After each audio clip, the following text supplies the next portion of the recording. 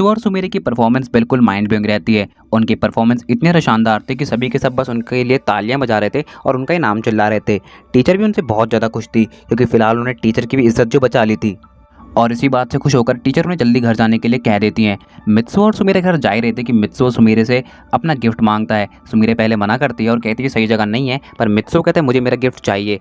तो मित्सु सुमेरे को अपनी तरफ खींच लेता है और सुमेरे जो रहती है वो मित्सु के फोरहेड पर किस कर देती है और कहती है ये है तुम्हारा गिफ्ट। सुमेरे वहाँ से शर्मा के जा ही रही थी कि तभी उन दोनों के बैच बजते हैं और उन दोनों के बैच पर बर्डमैन का कॉल था। वो दोनों डरते हुए बर्डमैन का कॉल पिक करते हैं और कहते हैं बोलिए बर्डमैन। बर्डमैन कहते हैं जल्द से जल्द मेरे पास पहुँच जाओ। और वो दोनों बर्डमैन की बात सुन के काफ़ी ज़्यादा डर जाते हैं। वो सवाल करते हैं क्या वो बर्डमैन? बर्डमैन कहते हैं जैसा मैंने कहा वैसा करो, जल्द से जल्द पहुंच जाओ। सुमेरे भागते हुए मित्सु के पास आती है और बोलती है अब क्या करें? मित्सु कहता है मुझे नहीं पता हम क्या कर सकते हैं। सुमेरे हिचकते हुए बोलती है कि हम दोनों भाग जाएं। मित्सु कहता है उससे क्या फ़ायदा होगा, बर्डमैन हमें बड़े आराम से ढूंढ लेंगे। सुमेरे बोलती है बताओ हम क्या करें? मित्सु कहता है हमारे पास सिर्फ एक चारा है कि हम दोनों बर्डमैन के पास जाएं और उनसे बात करें। सुमेरे कहती है मेरे पास इतनी हिम्मत नहीं है कि मैं बर्डमैन के पास जा सकूं। मित्सु कहता है तुम्हें चलना ही होगा, नहीं तो सुमेरे बोलती नहीं तो क्या, वो तो मैं भी नहीं जानता। और वो दोनों अपने परमानेंट शर्ट पहनते हैं और बर्डमैन के पास जाने के लिए निकल जाते हैं। अब पूरे के पूरे रास्ते वो दोनों बहुत ज़्यादा डरे हुए थे कि बर्डमैन उनसे क्या कहेंगे।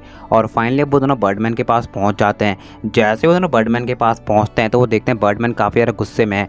वो दोनों डरते हुए उनके करीब जाते हैं और मित्सु और सुमेरे की बर्डमैन की शक्ल देखने के बाद कुछ भी बोलने की हिम्मत नहीं हो पाती। वो दोनों बिल्कुल सन्न खड़े रहते हैं। बर्डमैन कहते हैं तो तुम दोनों आ चुके हो और शायद तुम समझ ही गए होंगे कि मैं काफ़ी ज़्यादा गुस्से में हूँ। मित्सु कहता है जी बर्डमैन। बर्डमैन बोलते हैं जिस तरह से परमैन नंबर 2 ने मेरे साथ बात की है उसके बाद से मैं काफ़ी ज़्यादा गुस्से में हूँ।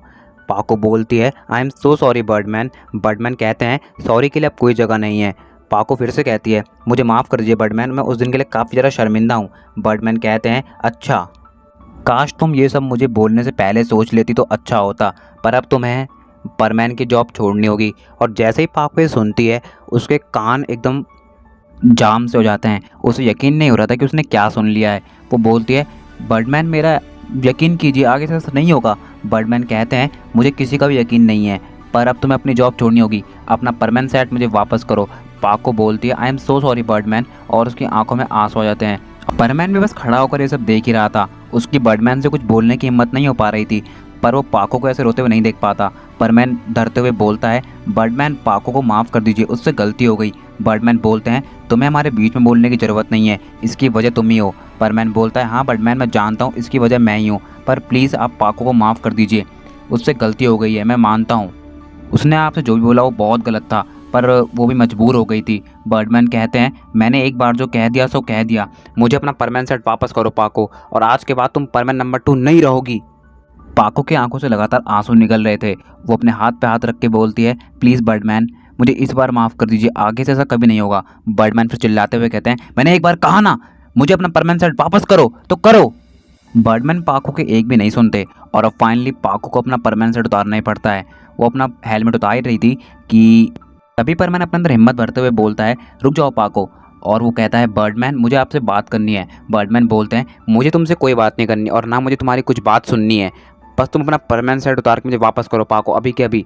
परमैन बोलता है वो आप कर सकते हैं लेकिन मुझे कुछ और बात करनी है। बर्डमैन बोलते हैं क्या कहना चाहते हो? परमैन बोलता है देखिए बर्डमैन, पाको की गलती है मैं मानता हूँ, पर इसमें अकेले उसकी कोई गलती नहीं है, इसमें साथ साथ मेरी भी गलती है। तो अगर आप उसे ड्यूटी से हटा रहे हैं तो मुझे भी हटाइए, मुझे भी पाको के साथ साथ ड्यूटी से हटा दीजिए प्लीज़। बर्डमैन कहते हैं ये तुम क्या बोल रहे हो, इसके चक्कर में तुम क्यों ड्यूटी को लीव कर रहे हो? परमैन कहता है ये क्यों गलती को अकेले फेस करे जब अकेले गलती इसकी है ही नहीं, साथ साथ मैं भी दोषी हूँ, तो मुझे भी ड्यूटी छोड़ देनी चाहिए। ठीक है मैं भी आपको अपना परमैन सेट वापस करता हूँ। और परमैन अपना हेलमेट उतारने लगता है। बर्डमैन कहते हैं रुक जाओ।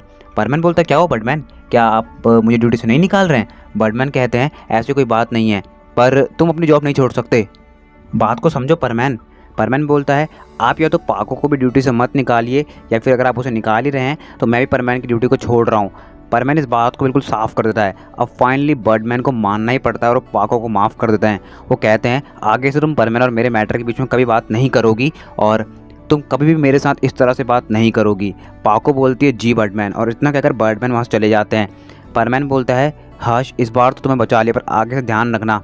पाको बोलती है थैंक्स अ लॉट मित्सुओ, अगर तुम ना होते तो न जाने क्या हो जाता। परमैन बोलता है अरे अब इस बारे में बात ही ना करो तो ही अच्छा है, लेकिन मेरे एक बात समझ नहीं आ रही है। पाको बोलती है क्या? परमैन बोलता है बर्डमैन ने तो मेरे आइडेंटिटी रिवील होने के ऊपर कुछ बोला ही नहीं। पाको बोलती है क्या पता उन्होंने पिछली बार ध्यान ही ना दिया हो और हम बेकार में इतनी फिक्र कर रहे हो।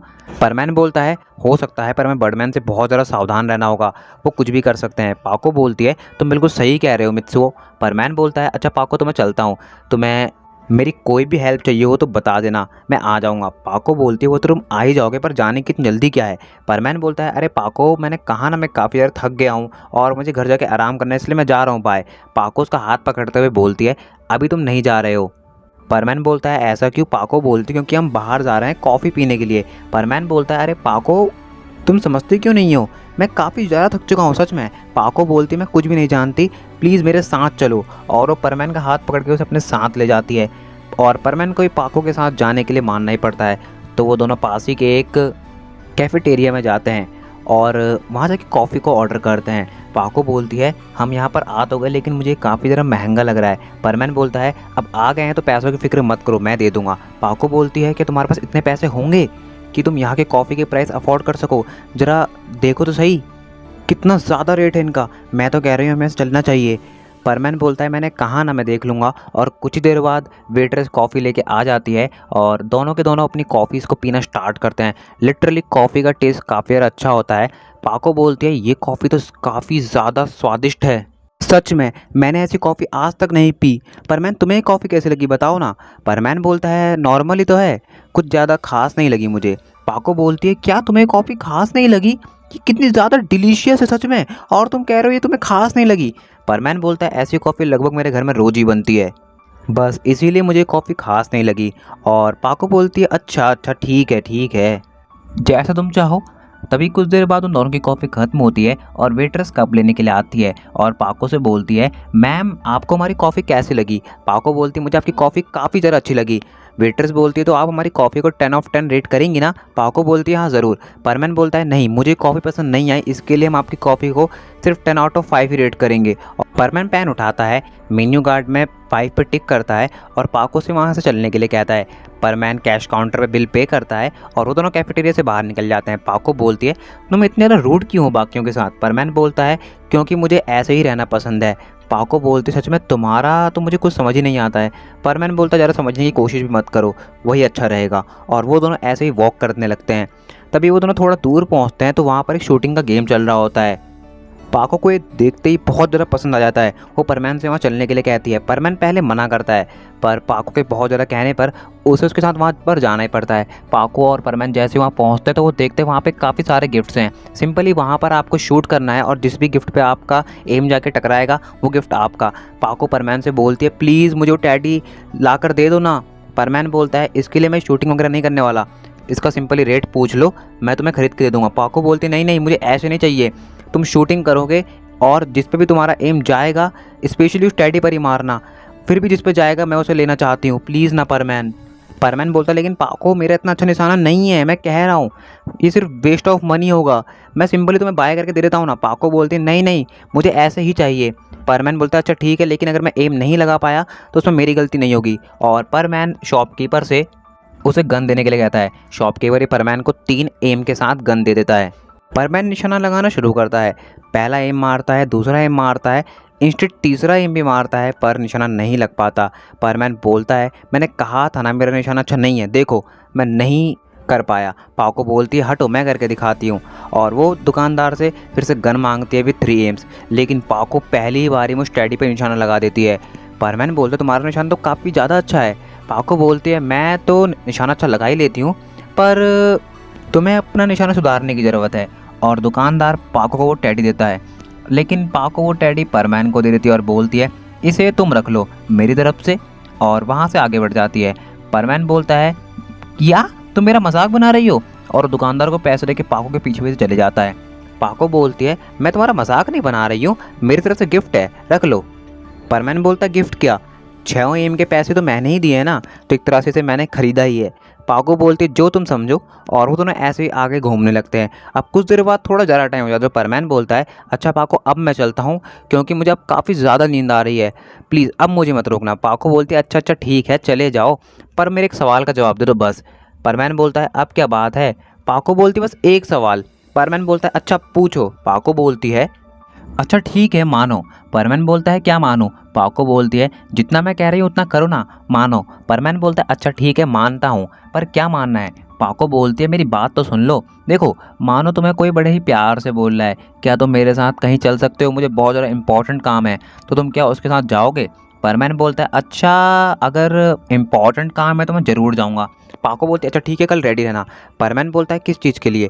पाको बोलती है अभी तुमने कहा कि इम्पॉर्टेंट काम के लिए तुम चलने को रेडी हो, तो मुझे कल किसी इंपॉर्टेंट काम से कहीं दूर जाना है, तो क्यों ना हम दोनों चलें, तो कैसा रहेगा। परमैन बोलता है नहीं नहीं मैं नहीं आ सकता। पाको बोलती है अपनी बात से मुकरो मत, अभी तुमने कहा है कि तुम चल सकते हो तो तुम चल सकते हो, और मुझे कुछ नहीं सुनना, और इतना कहकर वहाँ से चली आती है। परमैन बोलता है अरे पाको मेरी बात तो सुन लो। पर पाको कहाँ रुकने वाली थी, वो तो सीधा अपने घर के लिए निकल जाती है। और परमैन भी वहाँ खड़े खड़े क्या करता, वो भी अपने घर के लिए निकल जाता है। अब कुछ देर बाद परमैन अपने घर पहुँचता है, वो अपना परमानेंट सेट उतारता है और एज़ यूजुअल अपनी मॉम से बात करने के लिए चले जाता है।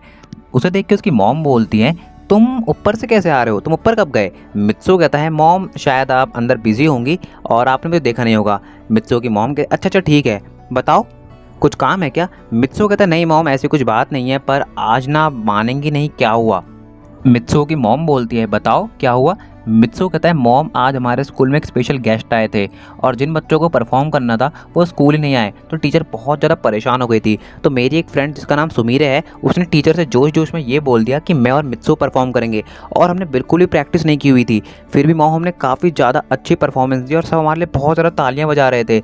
मित्सो की मॉम कहती है क्या सच है ये। मित्सो कहता है हाँ मॉम तभी तो मैं आपको बता रहा हूँ। मित्सो की मॉम बोलती हैं वेल डन बेटा, मुझे तुम्हारे ऊपर बहुत ज़्यादा नाज है, मुझे यकीन है तुम हमारा नाम रोशन करोगे। मित्सो कहता है हाँ मॉम वो तो मैं करूँगा ही। मित्सो की मॉम मुस्कुराते हुए बोलती है वैसे ये सुमीरे कौन है। मित्सो कहता है मॉम मेरी एक फ्रेंड है। मित्सो की मॉम कहती है तुम्हारी फ्रेंड, लेकिन तुम्हें तो दोस्त बनाना पसंद ही नहीं है ना। मित्सो कहता है पर मॉम अब पसंद है। मित्सो की मॉम समझ जाती है सुमीरे में कुछ तो स्पेशल है, और उनका मन कहता है एक बार इस सुमीरे से मिलना चाहिए। तो मित्सो की मॉम कहती है क्यों ना तुम सुमीरे को एक बार चाय के लिए बुला लो। मित्सो कहता है मॉम उससे पूछना पड़ेगा। मित्सो की मॉम कहती है तो कोई दिक्कत नहीं है ना, पूछ लो। और मित्सो कहता है अच्छा ठीक है मॉम मैं उससे पूछ लूँगा, अगर वो आना चाहे तो वो आ जाएगी। और इतना कहकर मित्सो अपने रूम में चले जाता है, अपने रूम को लॉक करता है और बेड पर लेट के कहने लगता है आखिर इस सुमीरे में है क्या। जो भी इसके बारे में सुनता है, इसे देखता है, इसका दीवाना हो जाता है बिल्कुल मेरी तरह। और ये सोचते सोचते उसको नींद आ जाती है। जब कुछ देर बाद उसकी आँख खुलती है तो वो देखता है कि उसके रूम में उसकी मॉम आ रखी हैं और वो आसपास सफाई कर रही हैं, और वो बिल्कुल उसी कबर्ड के पास हैं जहाँ पे मित्सो का रोबोट रहता है। मित्सो की मॉम उस कबर्ड को ओपन करती है और मित्सो के रोबोट को हाथ पे लेके बोलती है आखिर ये है क्या मित्सो बेटा। मित्सो कहता है मॉम ये आपको कहाँ से मिला, ये मुझे वापस कीजिए। मित्सो की मॉम कहती है वापस तो तुम ले लो, पर ये है क्या। मित्सो कहता है मॉम ये मेरा खिलौना है। मित्सो की मॉम कहती तुम्हारा खिलौना, पर तुम्हें तो खिलौनों से नफरत है ना बचपन से ही। मित्सो कहता है हाँ मॉम खिलौने से तो नफरत है, पर ये बहुत खास खिलौना है क्योंकि ये मुझे मेरी फ्रेंड ने दिया है। मित्सो की मॉम कहती है क्या ये फ्रेंड सुमीर है। मित्सो को कुछ भी समझ में नहीं आता और वो कहता है हाँ ये मुझे सुमीर ने ही दिया है। अब मित्सो की मॉम के दिल में सुमीर से मिलने की ख्वाहिश और बढ़ जाती है। वो कहने लगती है मित्सो बेटा मुझे सुमीर से आज ही मिलना है, उसे आज ही चाय पर बुलाओ। मित्सो कहता है मॉम पर आज कैसे, मेरी अभी तक तो उससे बात भी नहीं हुई है। मित्सो की मॉम कहती है मुझे कुछ भी नहीं पता, तुम उसे आज के आज चाय पर बुलाओ। और इतना कहकर वहाँ से चली जाती हैं। अब मित्सो सोच में पड़ जाता है क्या उसे सही में सुमीरे को चाय पर बुलाना चाहिए, लेकिन वो अपनी मॉम की बात नहीं टाल सकता और वो अपना बैच उठाता है और सुमीरे को कॉल करता है। सुमीरे एक ही बार मित्सो को कॉल उठा लेती है और बोलती है क्या हुआ मित्सो, कॉल तो तुमने मुझे करने को बोला था, तुम्हें क्या प्रॉब्लम आ गई है। मित्सो कहता है कोई प्रॉब्लम तो नहीं आई है, पर एक छोटा सा काम था मेरा, क्या तुम करोगी। सुमीरे बोलती है जान हाजिर है, एक बार बोल के तो देखो। मित्सो कहता है मैंने आज के इंसिडेंट के बारे में और तुम्हारी समझदारी के बारे में अपनी मॉम को बताया, तो उनके दिल में तुमसे मिलने की बहुत ज़्यादा इच्छा हो रही है, तो क्या तुम मेरे घर पे चाय के लिए आ सकती हो। मेरी मॉम ने तुम्हें स्पेशली इनवाइट किया है, प्लीज़ सुमीरे मना मत करना। सुमीरे को और क्या चाहिए, मित्सो के घर में आने का मौका मिल रहा है, वो तुरंत हाँ बोल देती है और मित्सो का एड्रेस मांगती है। मित्सो कहता है मैं तुम्हें मेल कर दूंगा, तुम बस जल्द से जल्द मेरे घर पहुँच जाओ। सुमीरे कहती है तुम फिक्र मत करो, मैं जल्द से जल्द तुम्हारे घर पहुंच जाऊंगी। और सुमीरे जाके तैयार होने लगती है। मित्सो भी सुमीरे को एड्रेस मेल कर देता है और सुमीरे का वेट करने लगता है, और कुछ ही देर बाद सुमीरे पहुंच जाती है मित्सो के घर में। सुमीरे नॉक करती है और बोलती है मित्सो मैं हूँ, जल्दी बाहर आओ। मित्सो कहता है आ रहा हूँ थोड़ा वेट करो, और वो गेट खोलता है। वो कहता है काफ़ी जल्दी आ गई तुम। सुमिरे बोलती है तुम बुलाओ और हम लेट आए, ऐसा कैसे हो सकता है, तो क्या मैं अंदर आ सकती हूँ। मित्सुओ कहता है हाँ हाँ जरूर आओ ना। सुमिरे मित्सुओ के घर के अंदर एंटर करती है और वो ऑब्जर्व करती है मित्सुओ का घर काफ़ी ज़्यादा ब्यूटीफुल और बड़ा है। सुमिरे ये बात तो जानती थी कि मित्सुओ काफ़ी ज़्यादा रिच है, तो उसको पता ही था कि मित्सुओ का घर भी काफ़ी ज़्यादा शानदार होगा और उसे वो घर काफ़ी ज़्यादा पसंद आता है। सुमिरे मित्सुओ से बोलती है तुम्हारा घर तो काफ़ी ज़्यादा अच्छा है मित्सुओ, सच में मैं तुम्हारे घर को देख के काफ़ी ज़्यादा इम्प्रेस हो गई हूँ। मित्सुओ कहता है मेरा घर तुम्हें पसंद आया, काफ़ी ज़्यादा अच्छी बात है, चलो मेरे साथ। और वो सुमिरे को अपनी मॉम के पास ले जाता है। मित्सुओ की मॉम सुमिरे को देख के बोलती है अच्छा तो तुम हो सुमिरे, कैसी हो बेटा। सुमिरे बोलती है हाय आंटी कैसी हैं आप। मित्सुओ की मॉम बोलती है मैं बिल्कुल ठीक हूँ, आकर यहाँ बैठो। और वो सभी लोग आपस में बातचीत करने लगते हैं। कुछ देर बातचीत करने के बाद मित्सुओ की मॉम समझ जाती है कि सुमिरे में कुछ तो अलग है और वो कहती है तुम यहीं पर बैठो, मैं चाय लेके आती हूँ। लेकिन तभी फ़ोन भी बजने लगता है। तो मित्सुओ की मॉम मित्सुओ से कहती है एक काम करो, तुम जाके चाय ले आओ सुमिरे के लिए और मैं जाके कॉल अटेंड करती हूँ। मित्सुओ कहता है जी मॉम। मित्सुओ की मॉम कॉल अटेंड करने के लिए चली जाती है और मित्सुओ जाता है किचन में सुमिरे के लिए चाय लेने। चाय बिल्कुल रेडी थी, वो सिंपली उसे वहाँ से लेके सुमिरे के पास आ जाता है। पर जब वो चाय को कप में डालता है तो उससे एक बहुत बड़ी गड़बड़ हो जाती है। चाय का कप काफ़ी ज़्यादा गर्म था और मित्सुओ बिना किसी प्रिकॉशन के उसे उठा लेता है और ज़्यादा गर्म होने की वजह से मित्सुओ का हाथ जल जाता है और पूरी की पूरी चाय गिर जाती है सुमिरे के ब्रेस्ट के ऊपर। सुमिरे थोड़ी बहुत जल जाती है और एकदम चिल्ला उठती है ये तुमने क्या किया मित्सुओ। मित्सुओ कहता है आई एम सो सॉरी, मैंने जानबूझकर नहीं किया। सुमिरे बोलती है मुझे काफ़ी ज़्यादा जलन मच रही है और मित्सुओ को भी समझ में नहीं आता। वो पास ही पड़ा है गीला कपड़ा उठाता है और डायरेक्ट सुमिरे के ब्रेस्ट पे चाय को साफ़ करने लगता है। पर गड़बड़ तो हो चुकी थी, सुमिरे को ये बिल्कुल ही पसंद नहीं आता। उसका चेहरा पूरा का पूरा लाल पड़ जाता है और कुछ देर बाद मित्सुओ भी समझ जाता है कि उसने बहुत बड़ी गड़बड़ कर दी है। सुमिरे को ये काफ़ी ज़्यादा एम्बैरेसिंग लगता है और वो डायरेक्ट मित्सुओ को चाटा मारती है और बोलती है शेम ऑन यू मित्सुओ, तुमने ये क्या किया। और वो वहाँ से तो गाइस इसी के साथ एंड करते हैं आज के हमारे इस पार्ट को। आई होप आप सभी लोग को पसंद आया होगा। पसंद आया होगा ज़रूर से लाइक कर दीजिएगा, चैनल पर नया सब्सक्राइब कर दीजिएगा, कमेंट करके ज़रूर से बताइएगा आप लोग को वीडियो कैसा लगा है। नोटिफिकेशन बेल को जरूर से प्रेस कर लीजिएगा ताकि आप सभी लोग को चैनल के आने वाले वीडियोज़ की नोटिफिकेशन सबसे पहले मिल सके। तो मैं मिलता हूँ आपको किसी और वीडियो में ऐसे शानदार कंटेंट के साथ। तब तक के लिए स्टे ट्यून्ड विद चैनल में डियर हार्टेड सायोनारा।